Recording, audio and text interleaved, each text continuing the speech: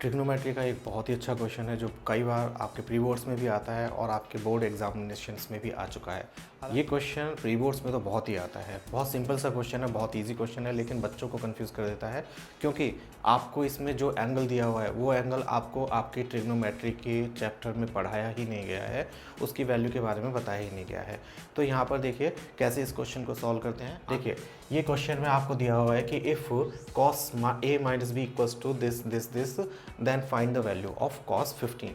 तो आपको सिर्फ और सिर्फ ये करना है कि जो आपको वैल्यू निकालनी है, सपोज करिए यहाँ पर जैसे क्वेश्चन में दिया हुआ है आपको cos 15 की वैल्यू निकालनी है, तो आपको सिर्फ और सिर्फ क्या करना है, 15 को दो ऐसे एंगल्स के डिफरेंस में कन्वर्ट कर लेना है जिन एंगल्स की वैल्यूज आपको पता है। जैसे 45 माइनस 30 15 होता है या 60 माइनस 45 भी 15 होता है। तो आप a और b की वैल्यूज़ इस आइडेंटिटी में, इस एक्सपेंशन में रख के cos 15 की वैल्यू निकाल सकते हैं। देखिए ट्राई करके देखते हैं।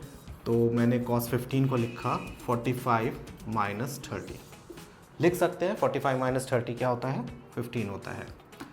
और अब आप देखोगे तो ये किस फॉर्म में आ गया है, cos a माइनस बी की फॉर्म में, जो कि क्वेश्चन में दिया हुआ है किसके इक्वल है, cos a into cos b plus sign a into sine b। तो बस अब आपको वैल्यूज़ पुट करनी है, a के प्लेस पर 45, b के प्लेस पर 30 और उसके बाद में ट्रिग्नोमेट्रिक टेबल में जो आपको वैल्यूज़ दी हुई हैं वो इसमें सब्सटीट्यूट करके सॉल्व कर लेना है।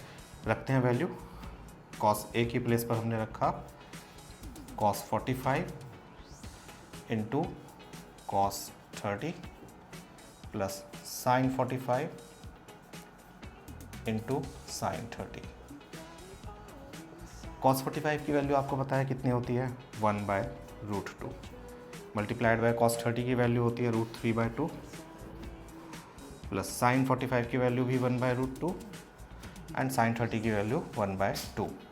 सिंप्लीफाई किया तो हमारे पास आया √3 2√2 प्लस 1/2√2 जो कि इक्वल आ गया √3 प्लस 1/2√2 के। तो ये हो गई आपकी वैल्यू किसकी, cos 15 की। ये आपका फाइनल आंसर। इस तरह से आप cos 75 की वैल्यू भी निकाल सकते हो, sin 75, sin 15, sin 75 आपको निकालना है, cos 75 आपको निकालना है, तो आप उसको 30 प्लस 45 लिख सकते हो। उस केस में क्वेश्चन में जो एक्सपेंशन दिया होगा वो थोड़ा डिफरेंट होगा, उसमें आपको cos a प्लस बी या sin a प्लस बी की आइडेंटिटी दी जाएगी। ये आइडेंटिटीज़ वैसे 11th क्लास की होती हैं, लेकिन आपको अभी क्वेश्चन में मेंशन करके यूज़ करवाई जा सकती हैं। इस क्वेश्चन में कुछ भी ऐसा नहीं है जो आपने नहीं किया है अपार्ट फ्रॉम दिस आइडेंटिटी, तो ये आइडेंटिटी आपको क्वेश्चन में दी जाएगी।